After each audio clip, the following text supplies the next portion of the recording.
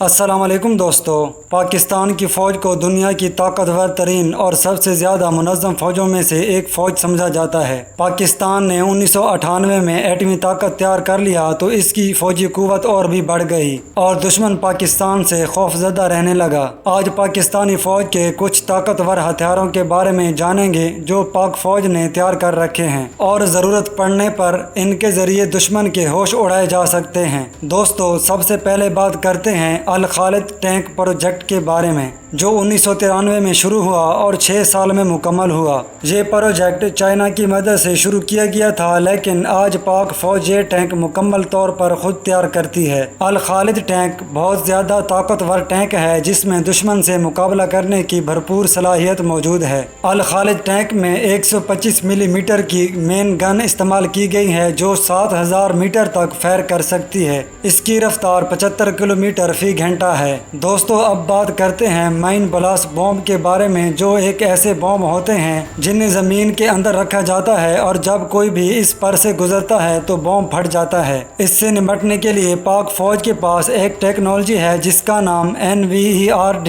Travel anti mine ہے۔ اگر کبھی دشمن کے علاقے میں جانا پڑے تو فوج اس اینٹی مائن رولر کو اپنے ٹینکوں اور دوسرے تمام ہتھیاروں کے آگے رکھتی ہے۔ اس کا مقصد یہ ہوتا ہے کہ اگر راستے میں کہیں مائن بلاسٹ ہوں تو یہ اینٹی مائن ان بموں کو تلاش کر کے لیزر شوؤں کے ذریعے پہلے ہی تباہ کر دے۔ مائن ڈسپوزیبل سسٹم، دوستو یہ ٹیکنالوجی پاکستان نے خود بنائی ہے۔ دوستو یہ سسٹم ایک ایسی زبردست ٹیکنالوجی ہے جس کے ذریعے ایک وہیکل 1 سیکنڈ میں 5000 میزائل دشمن کی طرف پھینک سکتی ہے۔ یہ ایک انتہائی طاقتور ہتھیار ہے جس کے ذریعے دشمن کو بغیر موقع دیے اس کے علاقے میں تھوڑے وقت میں ایک بڑی تباہی پھیلائی جا سکتی ہے۔ ناظرین، پاک فوج کا ایک اور طاقتور ہتھیار ٹائپ 84 ہے۔ یہ ایک وہیکل ہے جو ایک وقت میں 24 راکٹ فائر کر سکتی ہے۔ یہ اس قدر طاقتور ہتھیار ہے کہ جنگ میں دشمن کو تباہ کر کے رکھ دے۔ اس کے علاوہ JF-17 تھنڈر کا نام تو آپ نے سنا ہوگا۔ یہ پاکستان اور چائنا نے مل کر تیار کیا ہے۔ یہ ایئر ٹو ایئر